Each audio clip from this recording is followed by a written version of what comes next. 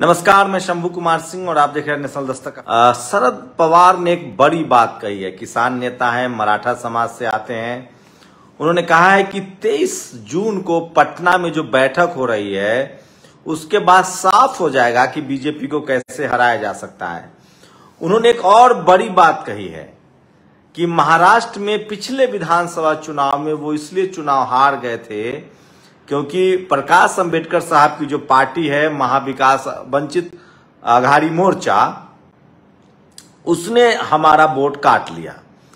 ये शरद पवार के इस बात में मध्य प्रदेश, राजस्थान और छत्तीसगढ़ के चुनाव के मर्म छुपे हुए हैं जो कांग्रेस को समझना चाहिए। वैसे भी कांग्रेस कर्नाटक जीतने के बाद फिर से मदमस्त हाथी की तरह व्यवहार कर रही है। मैं दावे के साथ कह सकता हूं कि कर्नाटक में जो वोट परसेंटेज है वो बीजेपी का कम नहीं हुआ है। किसानों ने, पिछड़ों ने, आदिवासियों ने, दलितों ने और मुसलमानों ने जमकर वोट किया जो वोट जेडीएस को जाता था। लेकिन सवाल है कि वहां तो कोई रीजनल पार्टी नहीं थी। कांग्रेस थी, बीजेपी थी, बीजेपी थी, कांग्रेस थी। लेकिन ये फैसिलिटी राजस्थान, छत्तीसगढ़ और मध्य प्रदेश में नहीं है। और 2 राज्यों में तो खुद कांग्रेस की सरकार है, छत्तीसगढ़ और मध्य प्रदेश में, जहां जमकर एंटी इनकम्बेंसी है।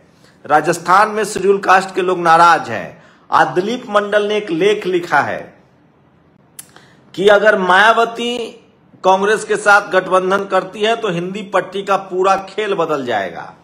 अगर मायावती गठबंधन नहीं करती है तो भी आपको कल्पना कीजिए, अखिलेश यादव, मायावती, चंद्रशेखर, जयंत चौधरी, आरजेडी, जेडीयू, ये तमाम लोग एक प्लेटफॉर्म पे आए। मुकेश सहनी, या फिर आपको बता दें कि रामविलास जी की जो पार्टी है, वो सब तमाम जो बहुजन नेता हैं वो एक प्लेटफॉर्म पे अगर नहीं आते हैं तो आप समझ लीजिए कि ये बहुजन समाज की फेलियर है। और इस देश में जिस तरह से एससी, एसटी, ओबीसी के हक अधिकार छीने जा रहे हैं, सरकारी नौकरियां खतरे में है, संविधान को लेकर मैं फिर कह रहा हूं लगातार तुष्टीकरण हो रहा है। मैं दावे के साथ कह रहा हूं तमाम वैकेंसी निकली है। 69,000 शिक्षक भर्ती यूपी का हो, खासकर बीजेपी शासित राज्यों में जो वैकेंसी निकली है और कांग्रेस के शासित राज्यों में जो वैकेंसी निकली है, वहां इकोनॉमिक वीकर सेक्शन की सीटें ज्यादा दी गई है। राजस्थान दलित एट्रोसिटी का गढ़ बना हुआ है। मैं फिर कह रहा हूं, कांग्रेस बीजेपी के हाथ में बहुजन समाज को बागडोर नहीं देनी चाहिए तब तक जब तक वो गठबंधन में ना हो। और मैं फिर कह रहा हूं, राजस्थान, छत्तीसगढ़, मध्य प्रदेश में अगर बीजेपी ने, अगर कांग्रेस ने चंद्रशेखर आजाद हो या बीएसपी हो या फिर इन दोनों से गठबंधन नहीं किया, खासकर राजस्थान में बीएसपी से और मध्य प्रदेश में बीएसपी या चंद्रशेखर आजाद से, तो फिर बीजेपी का चुनाव जीतना लगभग तय हो जाएगा, आसान हो जाएगा। ठीक उसी तरह से जैसे बिहार में अगर नीतीश कुमार, चिराग पासवान या मुकेश सहनी में से किसी एक के साथ गठबंधन में नहीं आते हैं तो उनके लिए मुश्किल हो जाएगा। लेकिन सवाल 2 बड़े हैं जो शरद पवार ने भी कहा है कि जिस तरह से लोग नाराज हैं, बीजेपी ने बड़े बड़े सपने दिखाए थे, वो सपने पूरे नहीं हुए, बेरोजगारी चरम पर है, लोगों को धर्म के नाम पर कब तक एकत्रित किया जाएगा। बेरोजगारी है, भुखमरी है, गरीबी है, लाचारी है। खुद सरकार कह रही है कि वो 80 करोड़ लोगों को राशन दे रहे हैं। ऐसे में सवाल उठ रहा है कि क्या ये लोग मान जाएंगे? जिस तरह से जातीय हिंसा बढ़ी है, जिस तरह से लगातार एससी, एसटी, ओबीसी, अल्पसंख्यक समाज के अधिकारी, कर्मचारियों को प्रताड़ित किया जा रहा है, यहां तक कि मेंबर ऑफ पार्लियामेंट हो या विधायक हो, ये सब सत्ते में रहते हैं। तो राजनीतिक रूप से एससी, एसटी, ओबीसी और इस देश के किसान कभी कमजोर नहीं थे इतना जितना आज है। चाहे महिला खिलाड़ियों का मामला हो, किसान आंदोलन का मामला हो, आंदोलन लगभग खत्म हो गया है। और तमाम जो वो लोग जो एससी, एसटी, ओबीसी के हैं, उनको लगने लगा है, मुस्लिम कम्युनिटी को लगने लगा है कि उनके साथ अच्छा सलूक नहीं हो रहा है। जातिवाद बढ़ा है, कास्टिज्म बढ़ा है, धार्मिक सांप्रदायिकता बढ़ा है। हाँ, एक जो सबसे बड़ी चीज जो बदलाव है, जो मैं कह रहा हूं कि इनकम टैक्स ईडी का इस्तेमाल सभी पार्टियों के खिलाफ होने लगा है बीजेपी में, जो कांग्रेस में सिर्फ बहुजनों के खिलाफ होता था। तो मैं फिर कह रहा हूं, अगर कांग्रेस सोचती है कि वो बिना गठबंधन भी बीजेपी को हरा देगी। इसका मतलब असली बी टीम जो है वो कांग्रेस है बीजेपी का। सोचिए, बीजेपी ओम प्रकाश राजभर, अनुप्रिया पटेल, निषाद समाज की पार्टी से गठबंधन करती है। बिहार में वो मांझी जी के साथ जा रही है, ओबीसी का चेहरा बना रही है। तो अगर बीजेपी सोशल जस्टिस की सोशल इंजीनियरिंग कर रही है, हाँ, सोशल जस्टिस कमजोर तो हुआ है। जैसे जैसे निजीकरण होगा, जैसे जैसे प्राइवेटाइजेशन होगा, सरकारी नौकरियां खत्म होगी। सोचिए, आज मुझे एक शख्स मिले, वो घुमंतु जाति से थे। 6 साल से वो बाइक से ट्रेवल कर रहे हैं पूरे देश को। 30 करोड़ की आबादी है घुमंतु जातियों की, जिनके पास न घर है न जमीन है। वो इकलौता शख्स एमए कर चुके हैं, पत्रकारिता कर चुके हैं और जुनून है उनके अंदर। और वो मुझे दिल्ली में मिले। 6 साल से वो बाइक पर घूम रहे हैं। न उनके पास कोई टीवी है, न अखबार है। मैं कल वो इंटरव्यू आप लोग के लिए लगाऊंगा। तो इस देश में जो बेरोजगार हैं, जिनके पास जमीनें नहीं है, जो लाचार हैं, बेबस हैं, जिनकी कोर्ट कचहरी थाना पुलिस में कहीं सुनवाई नहीं होती है, वो बहुजन समाज है, जो लाचार बेबस जिसको बनाया गया है। और तेजी से एक बड़ा मिडिल क्लास बन रहा था, एससी एसटी ओबीसी, उनको नौकरियां खत्म हो रही है, उनको रोजगार नहीं मिल रहा है, बैंक में उनकी रीच नहीं है।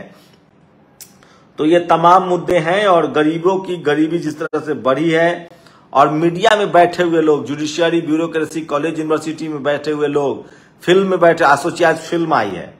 तो लगातार मैं कह रहा हूं कि एक जो अपर कास्ट समाज का जो ध्रुवीकरण हुआ है, और जिस तरह से ऐसा लगता है जैसे मनुस्मृति के दौर में जिस तरह का खौफ था, डर था, आप किसान जाति से हैं, एससी एसटी ओबीसी से हैं, अल्पसंख्यक समाज से हैं, तो आपको जेल में बंद कर दिया जाएगा, आपको न्याय नहीं मिलेगा, आपको कोई भी मारने की धमकी दे सकता है। तो जातिवाद अपने शबाब पर है, सबसे ज्यादा शबाब पर है, जातिवाद के शर्म पर है। एक चीज जो और हुआ है, जो मुसलमान, जो अशरफ मुसलमान हैं, जो अब तक जातिवाद पर नहीं बोल रहे थे, उनके साथ भी सांप्रदायिकता बढ़ी है, हिंसा बढ़ी है। तो एक बात तो तय है कि आप पिछले जब से मोदी जी की सरकार आई है, तब से दलित पिछड़े आदिवासियों की नौकरी खतरे में पड़ी है। उनके अधिकारी से बात कीजिए, कर्मचारी से बात कीजिए, तो बीजेपी इस लेवल पे एक तरफ वो धार्मिक ध्रुवीकरण करेगी, दूसरी तरफ एससी एसटी ओबीसी के लोगों को परेशान करेगी। दोनों एक साथ नहीं चला सकते हैं, वो देर सवेर इसका भंडा फूटेगा। और इसी वजह से 23 जून को बिहार में जिस तरह से तमाम शरद पवार हो, स्टालिन ने आज कहा है कि जिस तरह से हमें परेशान किया जा रहा है वो ठीक नहीं है। तो ममता बनर्जी, अखिलेश यादव, शरद पवार, स्टालिन, ये तमाम लोग बैठ रहे हैं। लेकिन मैं फिर कह रहा हूं कि सबसे कमजोर कड़ी कांग्रेस है। आज क्या बढ़िया आम आदमी पार्टी ने ऑफर दिया कि मैं मध्य प्रदेश, छत्तीसगढ़ में नहीं लड़ूंगा, राजस्थान में नहीं लड़ूंगा, आप दिल्ली पंजाब में मत लड़िए। कांग्रेस के जो अपर कास्ट नेता है वो इसको मानने के लिए तैयार नहीं, जबकि खड़गे जी इस बात को मान रहे हैं। कांग्रेस अगर ये सोच रही कि वो अकेले बीजेपी को हरा देगी तो ये बहुत मुश्किल काम है, असंभव काम है। नतीजा ट्रायंगुलर होगा मुकाबला। कम से कम एक शर्त और है, बहुजन नेता भी अगर आपस में गठबंधन कर लें तो भी बीजेपी के लिए बहुत मुश्किल होगी, क्योंकि वो अकेले कांग्रेस और बीजेपी दोनों हाशिए पर चली जाएगी। लेकिन लोगों को लगता है कि कांग्रेस, मुस्लिम समाज जो है वो अभी भी कांग्रेस की बागडोर थामे हुए है। तो एससी एसटी ओबीसी और अल्पसंख्यक समाज वही कांग्रेस को प्रेफरेंस करेंगे जहां तीसरा फ्रंट नहीं है। लेकिन अगर ट्रायंगुलर मुकाबला होता है तो 2024 में बीजेपी जीतेगी। बहुजन नेताओं पर नजर रहेगी कि वो अपने समाज के हितों की रक्षा कर पाते हैं या अपनी राजनीति बचाने के लिए वो गठबंधन के खिलाफ जाते हैं। कांग्रेस पर दबाव है लगातार, लेकिन एक बात तय है कि इस बार जो भी गठबंधन से इनकार करे, मतलब बीजेपी वर्सेज ऑल ना हो, तो समझ लीजिए एक तरफ एनडीए, एक तरफ यूपीए। अगर ऐसा नहीं होता है, लेकिन जनता ने जिस तरह से वोट किया है कर्नाटक में, उससे लगता है शरद पवार मंझे हुए नेता है, बड़े नेता है। उनका कहना है कि पानी बहुत बह चुका है, बीजेपी ने बहुत सपने दिखाए थे और वो संभव नहीं हो पाया है, इसलिए लोगों में नाराजगी है। और अब मुश्किल है कि लोग स्टेट में किसी को वोट दें और सेंट्रल में किसी को वोट दें, ऐसा नहीं है। तो 2024 में मोदी जी को हराना कोई मुश्किल काम नहीं है। और मैं मीटिंग में यही बात कहने वाला हूं, बस शर्त इतनी है कि कांग्रेस जो है वो गठबंधन की शर्तों को एक्सेप्ट करे। तो ये सबसे बड़ी खबर थी। 23 जून को बड़ी बैठक है।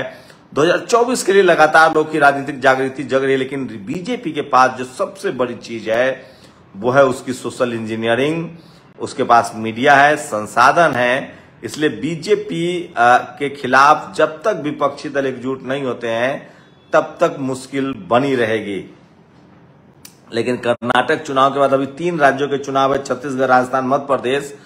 कांग्रेस अगर तमाम छोटे छोटे दलों से गठबंधन नहीं करती है तो ये तीनों राज्य में वो हारने जा रही, क्योंकि राजस्थान में शेड्यूल कास्ट के लोग बहुत नाराज हैं और वहीं किसान जातियां नाराज हैं राजस्थान में, जिस तरह से लॉ एंड ऑर्डर का मसला है।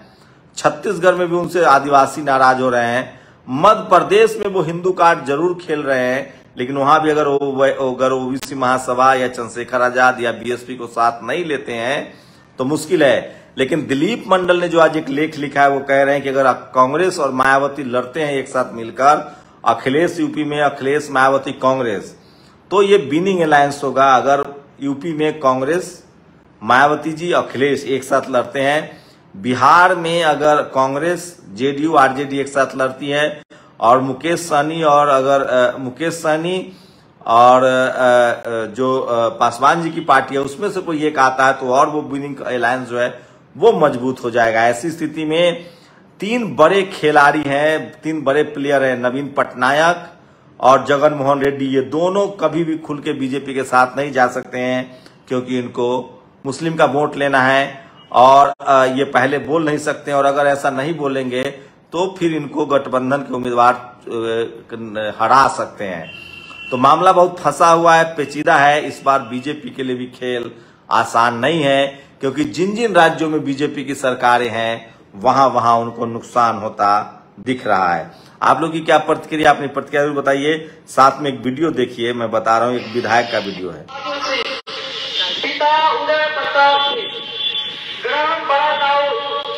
गिरफ्तारी के डर से बेकार हैं, जिनके घर पर आज इश्तेहार चिपकाया जा रहा है।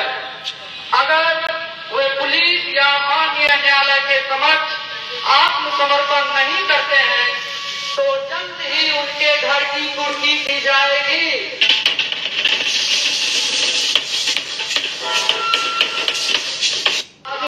अब मैं बता रहा हूं, ये बीजेपी के वे पहले जीते थे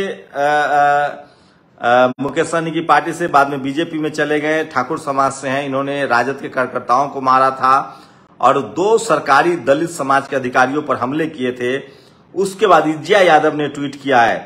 तो ये राजू सिंह जो है, भाजपा के विधायक हैं साहबगंज से, उनकी कुर्की जब्ती के लिए ये वीडियो चल रहा है। और मध्य प्रदेश की एक मर्मस्पर्शी खबर है, ये देखिए, एक बच्चे को स्कूल तोड़ दिया गया जिसके बाद वो रो रहे थे।